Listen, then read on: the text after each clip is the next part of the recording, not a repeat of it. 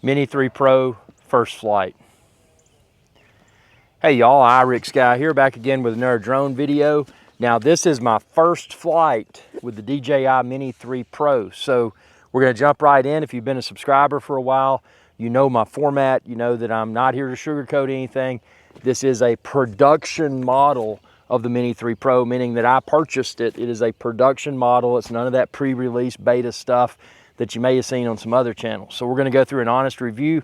I keep my expectations very toned down. You know, I obviously DJI has been great historically, but I go at every drone review like I've never flown it before, which I have not flown this before. So, you know, love the format, hate the format. That's your decision to make, but I appreciate your viewership. And one thing I ensure you is that this is going to be exciting. So for starters, we're going to get the DJI RC out, and I opted for the RC version just because this screen is so nice. You can see it in, and we're going to demonstrate that here in just a second. You can see it in direct sunlight quite well. And that's something even with the current model iPhones, the iPhones tend to, when you're out in heat, they tend to heat up and the display tends to get a little bit faintly visible. So that's the value add of the remote. It is worth mentioning I did power own my Mini 3 Pro and also the controller to charge them. And I've also installed the latest firmware. So I did that before I hit the field. I didn't want to come out here and have to wait for a firmware update. So battery's fully charged. I'll tell you the battery on this thing, this is just the standard battery. So this will give us a realistic expectation as to what one might expect as far as battery life's concerned during optimal flying conditions. I would say this is optimal. There's no wind. There's no wind. There's no rain. It's hot. It's probably, I don't know, around 80 degrees Fahrenheit. So, but see, this battery is really cool, man. The way they did this, and we're gonna talk about this in other videos, but just the way it's got the tabs integrated. There's no rear door on it. It just snaps in, the tabs lock it, man. It's a sick design, dude. It is a sick design. It's awesome. So let's go ahead and get this puppy airborne here. So we're gonna always power on the controller first. So I'm powering on the controller. And now I'm going to power on the drone.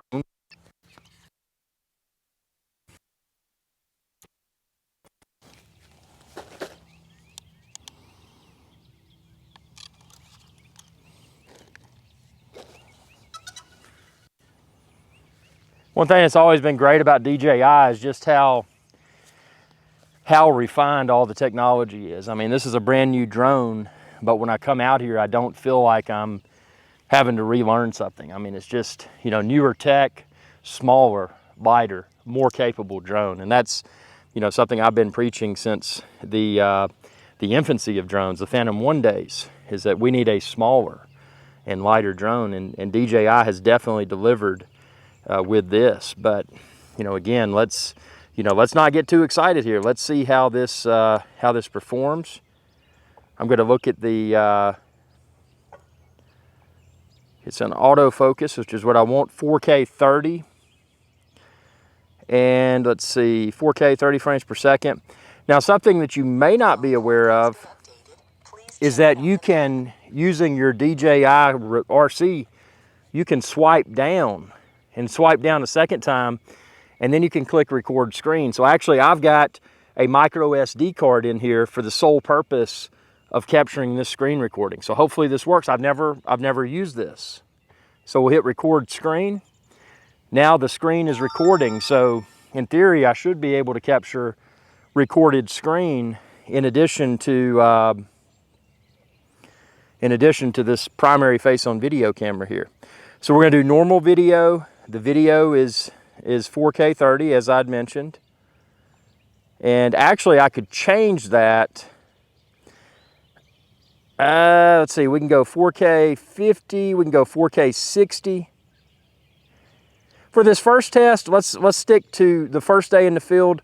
Let's stick to 4K 30, because this is the first flight. I think 4K 30 is a good and honest baseline as to what one might expect as far as video quality. So let's go ahead and hit record here on the drone. So the controller is recording, the drone is recording. Let's get our sticks. It's giving me a safety check. That's why I was saying that, why I kind of hesitated there. So we've done our sticks just like you're accustomed to with previous drones, just kind of pull them towards the middle.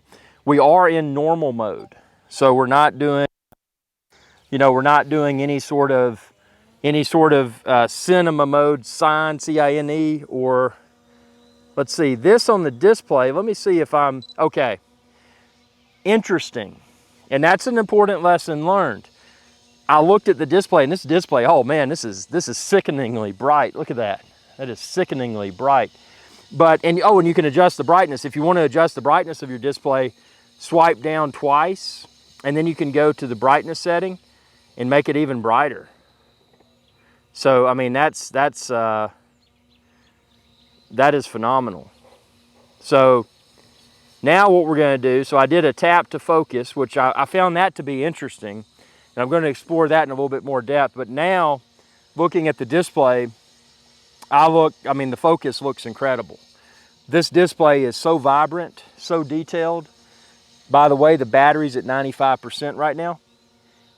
I thought I had it 100% charged, but maybe okay, we're going to see. You're watching this in real time, so we'll see how long this battery lasts. And it's just a hover right there. But yeah, so I've achieved focus here at 4K 30. This is normal mode. This is not cinema mode. This is not sport mode. This is normal mode. I felt that for the first flight, normal mode would be the best baseline. So let's go ahead and bring this closer to the camera here. I'm not using my shotgun mic today, so what you're hearing is the microphone that's on my chest. So I'm going to let it hover, and I'm going to walk around. You hear that chirping, that's the obstacle avoidance. Very silent drone, very minimal fluctuation while hovering.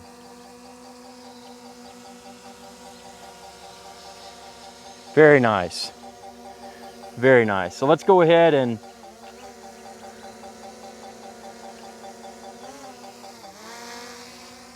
send her back here.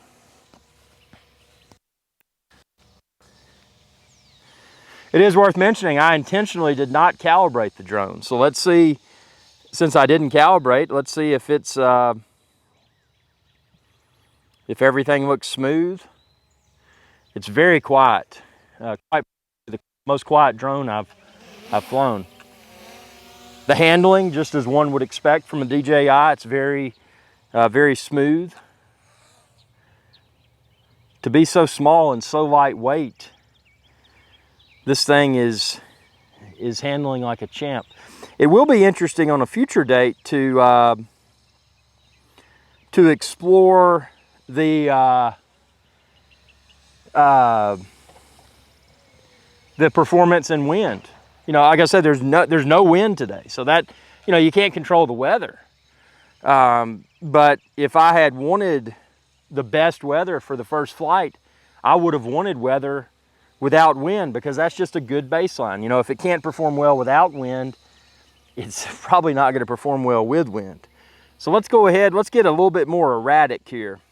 Let's kind of go up. Okay, now we're going to go up. Now we're going to go left and right. We're going to make some abrupt maneuvers. We're going to abruptly go down. We're going to abruptly go up. Okay, we're gonna act like we're an idiot, man. We don't know what we're doing, dude. Whoa. See, and the reason I'm doing this is just to test the performance of that gimbal. To be so small and so lightweight, how can this gimbal handle this just erratic flying? Look at this. Man, look at that. I mean, nobody would fly like this. It's trying to professionally or semi-professionally film something. But just to give you, an expectation of what you might experience with the Mini 3 Pro. I mean, look at this. I mean, this is stupid. Nobody would do this. You can hear the chirping. That's the obstacle avoidance. See, it sees my camera on the tripod, so let's kind of go closer to it. And see, it won't go forward. Again, never trust obstacle avoidance. But, you know, the fact that it's there may make the drone safer. But again, never trust it. Never assume it's going to work. But as you can see here, if I push forward because the tripod's there, it's not wanting to go forward and it's chirping to acknowledge that there's something in front of the drone. So now we're going to kind of go up and to the side at the same time. Very cool perspective there. Now we're going to go to the left. You know, nothing, you know, just going to the left here. Obviously at a safe and responsible altitude. Now we're going to do some again, this is all manual control, not using any of the intelligent flight modes.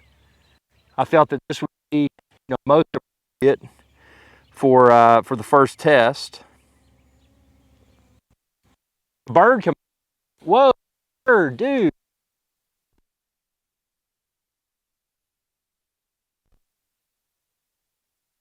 Went away. That's good.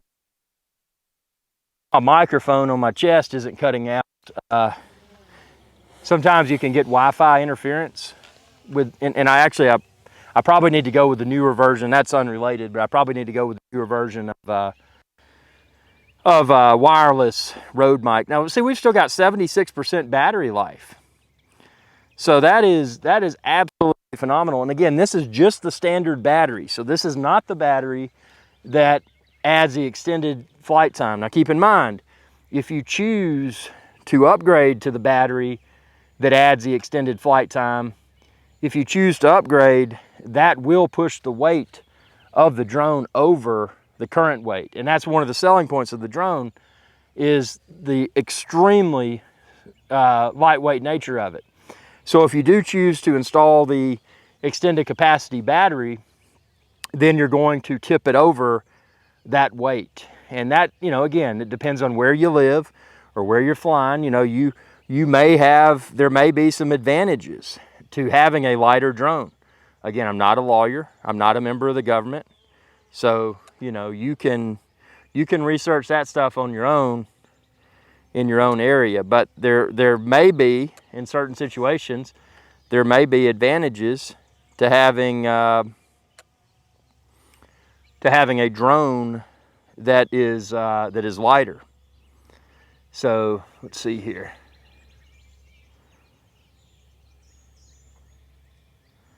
We're going to go up here. We're still at 71% battery remaining. We're going to go straight down.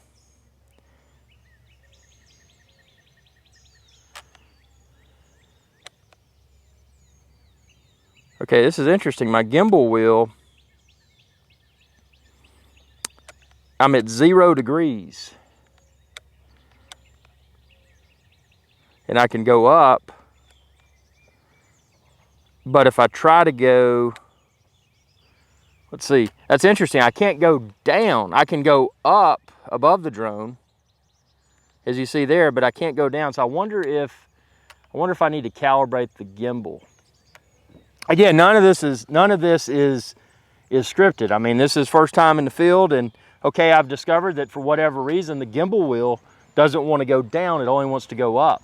So let's bring this sucker in for a landing here. Let's bring this sucker in for a landing, and you know, let's inspect this. You know, let's see what's going on. We're at 67% battery life. I mean, heck, I've been recording, and I started to record right before the flight. I mean, I've already been flying for 9 minutes and 53 seconds. So let's get an up close detail here. Okay, so there we go. Let's see. Okay, I'm gonna set this down, and we're going to explore. And that's another thing. Let's see how easy this is to land. I'm gonna cheat. I'm gonna get on the back of it. Sometimes it's easier. How your mind works.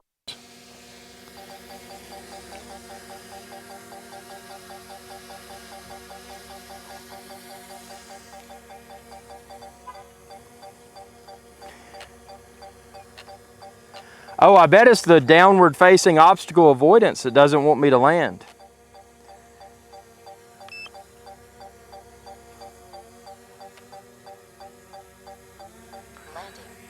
So I had to push, that's new. Okay, I'm gonna stop the drone's recording. I had to push for it to land because it had downward facing obstacle avoidance. I pushed the home button. And then after doing that, I was able to manually land it. But that's interesting, that downward facing obstacle avoidance. I'm gonna stop the screen record of the controller. So hopefully I captured that, and hopefully when you're watching this video, you'll see controller view, and also, you know, and also the drone's camera, of course. So let's look at this gimbal wheel now. It's on the ground. Okay, see? Interesting, interesting.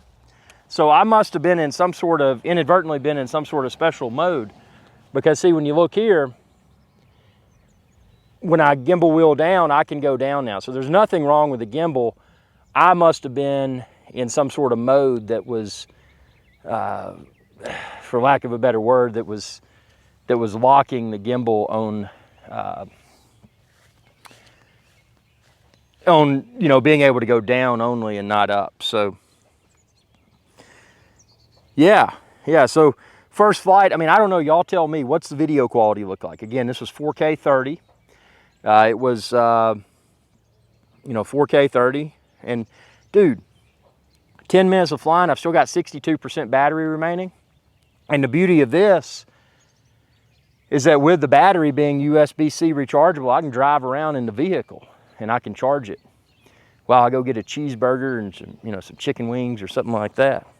So I can recharge it in the vehicle and then probably be close to 100% again. But we're gonna go ahead and film while I'm out here. The weather's perfect. That was the first flight.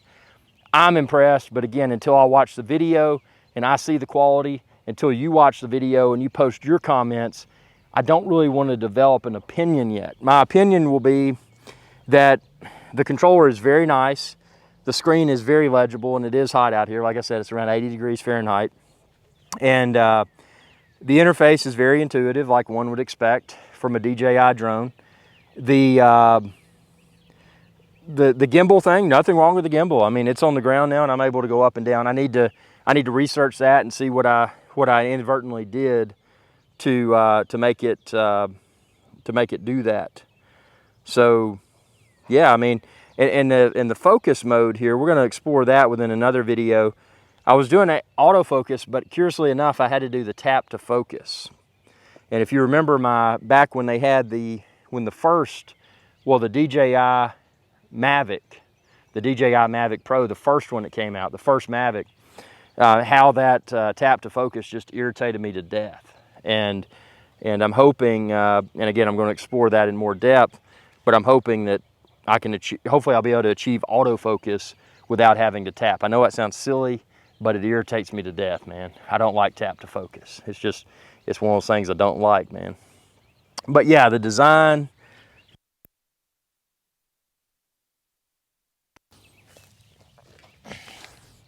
you know, super small, super lightweight, 249 grams. But again, this is the stock battery. So if you chose to upgrade to the larger capacity battery, then you would be pushing it over the 249 grams. So that's something to be super aware of. Otherwise, you know, you could inadvertently, depending upon where you're flying, you could inadvertently push it over 249 grams. And again, depending upon where you're flying, which is only you know that, you could inadvertently push it over that 249 grams. And why is 249 grams important? Again, you know, I'm not a lawyer, I'm not a government person, but in a lot of areas, 249 grams could potentially, don't say it will, but it could potentially change the regulations associated with a particular drone. So, you know, it's advantageous for a drone to be able to be below 200, or actually, should I say below or at or below. The fact that it's 249 grams could provide multiple advantages. But, you know, all the potential regulatory speak aside, the best part that 249 grams does is that when I fold this sucker up, man, it's small, it's lightweight. If I'm throwing it in obviously not throwing it, I don't want abuse the drone. But if I'm throwing it in a bag with other gear, it's small and it's lightweight. Even that controller, man, even though it feels solid, it is solid, but it doesn't have a lot of weight to it.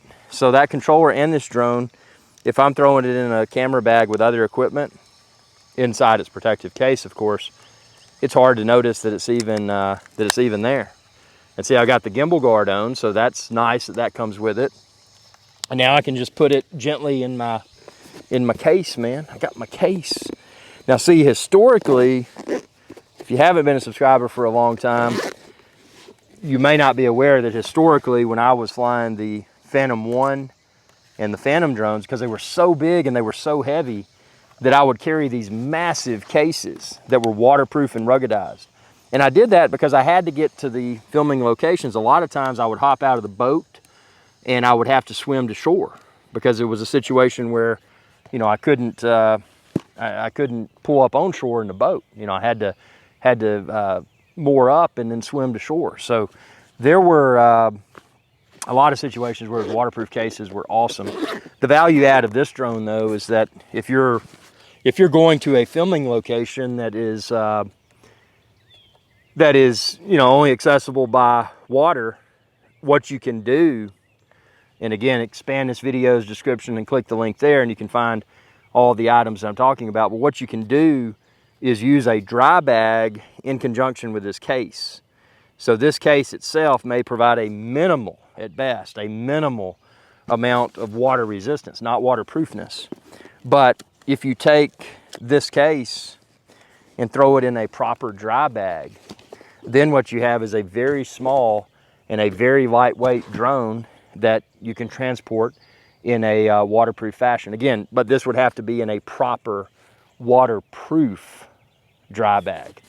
This itself is not water resistant. I mean, it mildly water resistant if a few raindrops hit it or something, but I mean, this itself is not a solution, but you could put it in a dry bag. So yeah, I'm stoked. And I mean, think of how far we've come, man. I mean, we're getting the video quality that you just saw in 4K 30. We're achieving that with something so small and so lightweight. It blows my mind. Hey y'all, Captain Irix Guy here. I hope y'all enjoyed this video. If you did, please be sure to subscribe. It's youtube.com/Irix Guy. And ring that bell icon when you do to be notified whenever I post another video. Thanks for your viewership and y'all have a good day.